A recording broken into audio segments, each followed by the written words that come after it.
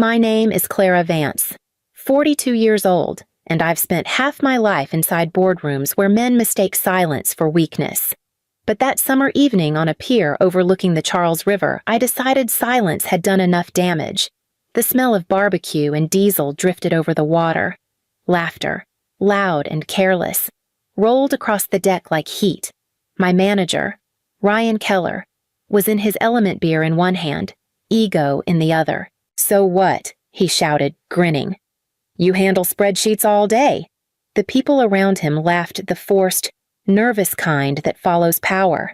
I felt their eyes brush over me, the quiet woman from accounting, the one no one knew much about.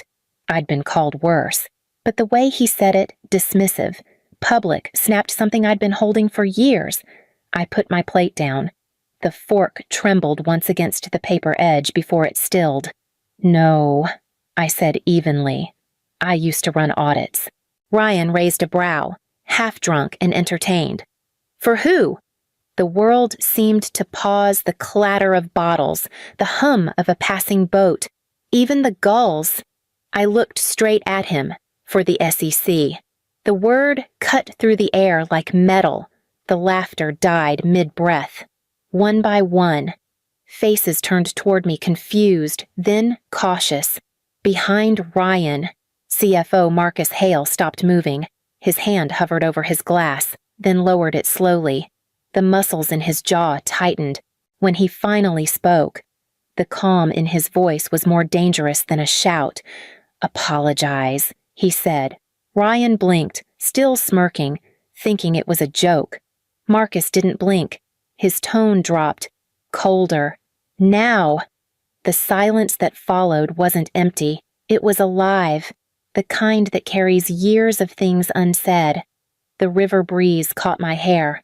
Somewhere, a child laughed from another pier, unaware the air here had turned electric. Ryan's grin collapsed. The people who'd been laughing seconds ago suddenly studied their shoes. That was the night the noise finally broke and the truth began to surface. 6 weeks earlier, I'd still believed that staying quiet could keep me safe. The Monday after the barbecue, the office smelled faintly of burned coffee and disinfectant, our version of a hangover. I walked past rows of glass cubicles until I reached my desk, the one tucked beside the emergency exit. It wasn't officially exile, but everyone knew what that corner meant. Out of sight, out of credit, from there. I could see the entire accounting floor rows of screens, muted chatter, and Ryan Keller at the center like a conductor with no score. He was already holding court, animated, sleeves rolled to the elbows, leaning over someone's desk with that charming recklessness that made people confuse confidence with competence. "End of quarter's looking good," he said, voice loud enough to carry. "We just need to keep the numbers smooth for the board meeting." Smooth. The word sat wrong in my stomach. Numbers weren't meant to be smooth. They were meant to be true. Ryan caught my eye and smiled like we were still at the pier. "Clara, can you run a reconciliation for those deferred accounts? Make it look consistent with Q1. Consistent," I repeated softly. He nodded, already turning away, his tone implying the conversation was done. I opened the ledger, hands steady but pulse quickening. Some entries from last quarter had been moved, subtle adjustments to shipping dates, inventory recognized early. Nothing large enough to alarm a casual reviewer, but I'd seen this pattern before. Across from me, a junior analyst named Lena Torres glanced up from her monitor. She looked barely out of college-sharp eyes, nervous hands. "He's been changing things," she whispered once Ryan walked off. "Said it's just alignment." I nodded, but said nothing. In this business, silence could be armor or rope. My desk light flickered as the late afternoon sun caught the edge of the river outside. 6 weeks until the quarterly report. 6 weeks until whatever this was became official record. I saved the files, closed the screen, and leaned back in my chair. Some people raised their voices to survive in this company. I'd learned to listen. Listening, after all, was how truth first starts to sound different. That night, I couldn't sleep. The numbers on Ryan's reports looped through my mind like a code I'd seen before. By midnight, I'd stopped pretending it was coincidence. I brewed coffee in the dark and opened my old leather folder, the one I hadn't touched in 3 years. Inside were my notes from the SEC, faded printouts from another lifetime. I'd sworn I'd never look at them again, but memory doesn't obey promises. Back then, I'd worked on an audit for Argenix Holdings, a Fortune 500 darling that the press called the model of transparency. They'd been hiding millions in deferred revenue through shell vendors layered just enough to look legitimate. I caught it 6 days before their quarterly filing. I remember the panic when I told my supervisor. He'd closed the office door. Voice low. "We'll handle this quietly. No need to make enemies. Clara, but it's fraud," I'd said. He smiled the way men in power often do when they think you're naive. "You'll understand once you've been here long enough. Optics matter." The next morning, the report was reassigned. My access revoked. 2 weeks later, I was given a settlement, a non-disclosure agreement, and a final paycheck with no signature. My mentor, Harold Wynn, called me that night from D.C. He'd been at the SEC for 30 years, long enough to stop believing in heroes. "Integrity costs," he told me quietly. "The question is, how much are you willing to pay?" I didn't answer then. I just packed my apartment, left Washington, and came to Boston with a resume that suddenly looked smaller than it used to. Now, staring at Ryan's spreadsheets, I felt the old ache settle behind my ribs. Same pattern, same shortcuts. The faces had changed, but the arrogance was identical. I closed the folder and pushed it aside. Yet the ghost of Harold's voice stayed. Some truths don't die. They wait. And the longer they're buried, the louder they want to be heard. By the next week, the tension in the office had shifted into something sharper, too much laughter, too many late-night meetings behind closed doors. Ryan strutted between desks like a man who'd already won. During the morning huddle, he flashed his signature grin. "We're smoothing out earnings this quarter," he said, tapping the conference table as if the phrase were harmless. "It's just timing differences." Perfectly legal. No one questioned him. The interns smiled, the analysts nodded, and I pretended to take notes while a pulse of unease crawled up my spine. I'd heard those exact words before, just timing differences 3 years ago, right before Argenix imploded. That afternoon, I stayed late after everyone left. The building was quiet, the kind of silence that hums against the air vents. I opened the subledgers, scrolling through account lines until I found it, shipments recorded as complete, but the corresponding delivery logs were dated 2 weeks later. Bill and hold. Another line showed customer returns logged as new sales, channel stuffing. I printed nothing, took no screenshots. I just stared at the numbers glowing on the screen, feeling that old, cold dread return. The same playbook, only smaller, local, and more desperate. Lena appeared by my desk, clutching a folder. "Ryan asked if you finished reconciling the deferred revenue accounts." "Almost," I said. She hesitated. "He's moving fast. Said the CFO's expecting flawless results next quarter. No surprises." Her voice dropped on that last word. She didn't need to explain. In finance, no surprises often meant no honesty. After she left, I sat back and stared at the window. The city lights shimmered against the glass, breaking into fragments across the reflection of my face. The memory of Harold Wynn's voice returned. Quiet, but firm integrity costs. I closed the laptop, the screen fading to black. The same patterns were resurfacing, only this time.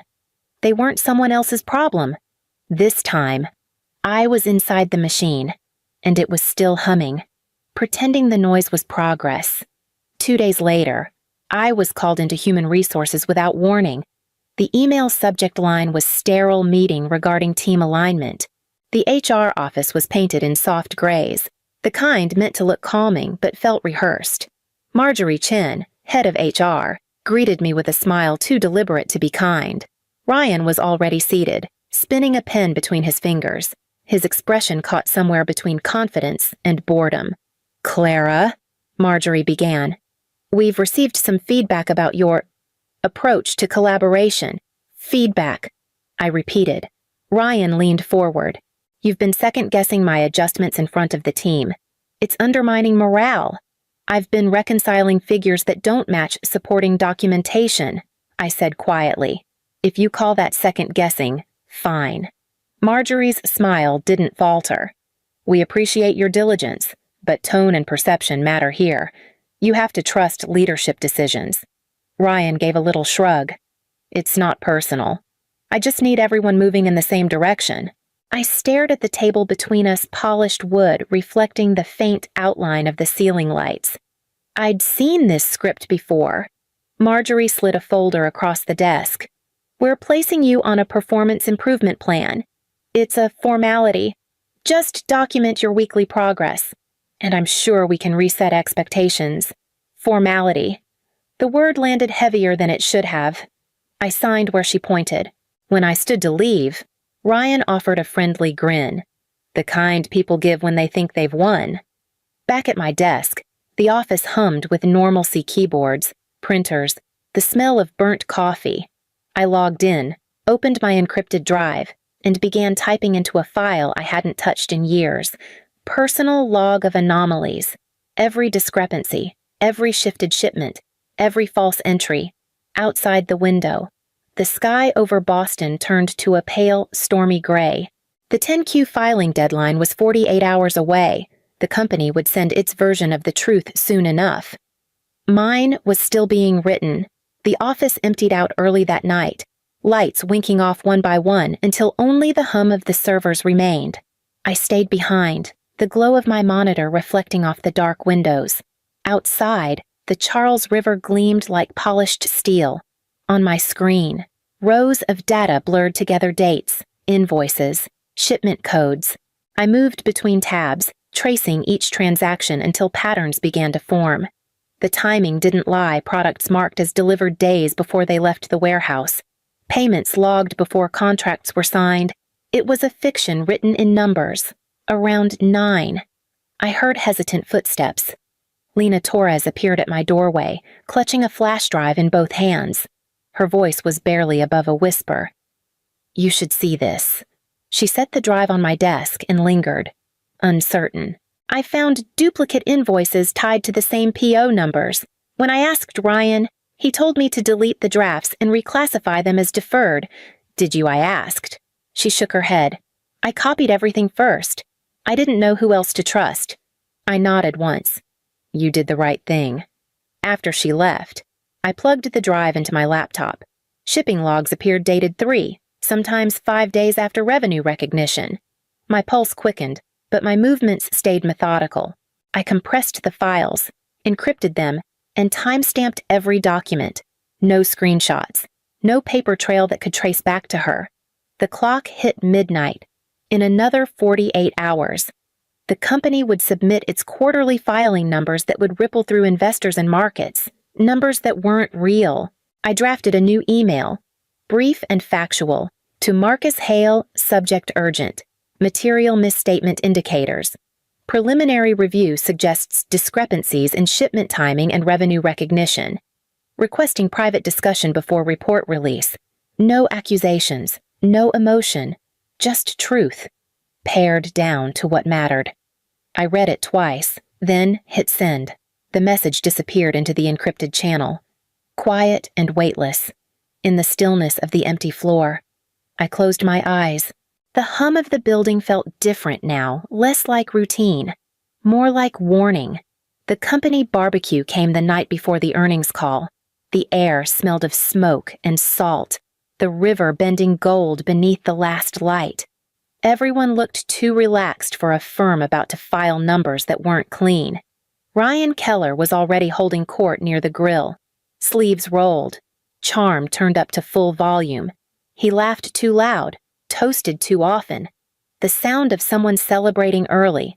I kept to the edge of the crowd, paper plate in hand, pretending to listen to small talk about vacation plans and bonus rumors. The CFO, Marcus Hale, stood near the patio railing, speaking quietly with a board member. His posture was deliberate, his expression unreadable. I wondered if he'd seen my email or if he was waiting to confront me in private. Ryan spotted me across the lawn. "There she is," he called, our spreadsheet whisperer. "Bet you're already double-checking my grill timing, huh?" Laughter rippled around him, easy and sharp-edged. I smiled once. "Just enough to be polite. Only if you plan to report these burgers as assets." He smirked, taking a swig from his beer. "Come on, Clara. You ever loosen up, or are you too busy balancing ledgers? What's your big claim to fame again?" I set my plate down, same as before. I used to run audits. He leaned forward, smirking. "For who?" The air shifted the clinking glasses. The low hum of conversation, everything slowed. I could feel the wind from the river slide cold against my neck. "For the SEC," I said. The word sliced through the noise. Silence spread outward like a ripple in water. Behind him, Marcus Hale straightened, eyes locking on me. His face changed, not surprise, not anger recognition. He placed his drink down on the table. "Apologize," he said quietly. Ryan blinked. What Marcus's voice hardened. "Now." The crowd froze. The laughter evaporated. Even the music seemed to stop. Ryan's grin faltered, replaced by confusion. Then fear. Marcus turned away first, his tone clipped. "Enjoy the rest of the evening." Everyone. The moment passed, but the silence it left behind felt permanent. By Monday morning, the tone of the entire building had changed. The laughter that once filled the open floor was gone, replaced by the clipped rhythm of phone calls and the low murmur of legal voices. An emergency review had been launched. The email from the CFO went out at dawn. Forensic audit in progress. Full cooperation required. No one said Ryan's name, but everyone knew. 2 investigators from Harrington and Weiss, a firm that specialized in crisis audits, set up in the conference room. They moved methodically, collecting drives, interviewing staff, cataloging everything. I was called in on the second day. The lead auditor, a woman named Simone Becker, had the calm precision of someone used to peeling truth out of fear. "You raised the concern to Mr. Hale." "I did," I said, "Friday night." "Did anyone instruct you to alter records or delete logs?" I shook my head. "Not directly, but there was pressure to align timing." She nodded once, her pen silent for a beat too long. And the flash drive, I slid it across the table. From a junior analyst. She was told to delete these files. She didn't. Simone plugged it into her laptop. For a moment, the screen's reflection washed her face in blue light. Then she turned to Hale, who sat across from me, hands folded, eyes weary but alert. "These are shipment logs," she said quietly, dated several days after the revenue recognition entries. Marcus exhaled slowly, rubbing a hand over his jaw. "That's what I was afraid of." By Wednesday, Ryan was escorted out with 2 compliance officers. His face was pale, his confidence stripped bare. He didn't look at me as he passed. The audit stretched through Friday. I stayed for every question, every line item, every insinuation. They asked about my past at the SEC, about my motives, about why I'd waited. I answered calmly, giving them what they needed and nothing more. When it was over, I walked out into the evening air. The river smelled of salt and rain. Justice. I realized, didn't roar, it landed quietly, like the closing of a heavy door. A week after the investigation closed, the company released a revised statement to the press, adjusted revenue figures due to internal reporting discrepancies. It was clinical, impersonal, exactly the kind of language that hides both guilt and courage. The stock dipped for a day, then began to climb again. People moved on. That was the way corporations survived, by forgetting quickly. Inside the building, however, the silence lingered. Doors that once stayed open were now closed. Laughter had turned cautious, conversations quieter. I walked the same hallway every morning, coffee in hand, past Ryan's empty office with the nameplate already removed. Late Friday afternoon, I was called to the top floor. Marcus Hale was waiting by the window, jacket off, sleeves rolled, eyes heavy from sleepless nights. Sit, he said. The word carried weight, not authority. The audit's final report came in this morning. You were right. I nodded once, unsure if it mattered anymore. He studied me for a moment. You could have gone public. One call to the press, and this whole firm would have burned. I didn't want a fire. I said, I wanted the truth. Something in his expression softened. Most people don't know the difference. He walked to his desk and slid an envelope across. The board approved an interim role, Director of Compliance. 6 months. We need someone who remembers what rules are for.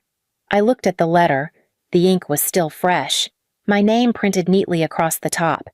Part of me wanted to refuse to stay invisible, untouched by politics, but the other part, the one that had stayed silent for too long, knew it was time.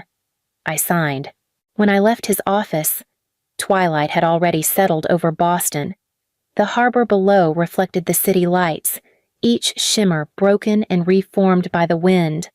I stood there for a while, watching the water move, feeling the weight that had lived in my chest begin to lift. For the first time in years, the quiet didn't feel like hiding. It felt like peace. A year later, summer returned to Boston, soft and bright. The air along the Charles River carrying the same scent of smoke and water as before.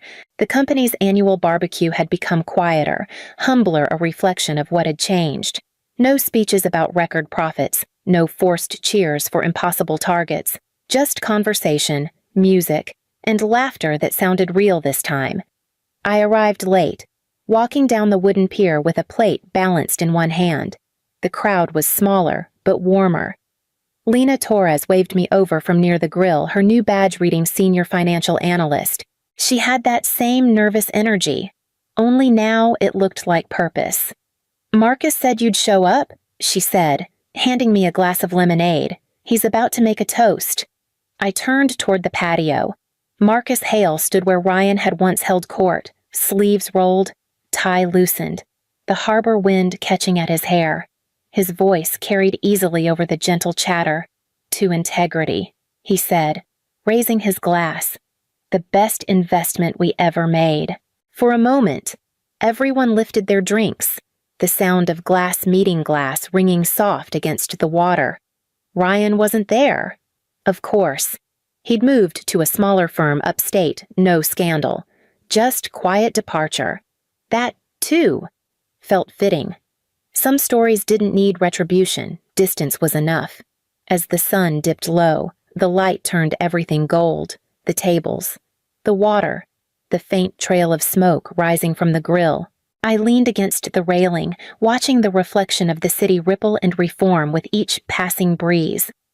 Lena joined me, silent for a while. Feels different this year, she said. It does. I replied, somewhere behind us. Marcus laughed at something one of the interns said. The sound didn't grate anymore. It blended into the rhythm of the evening. I stayed there until the lights from the harbor boats began to shimmer across the surface of the water. The wind was cool, carrying no echoes, no secrets, just quiet, the kind that didn't hide or protect, but simply belonged.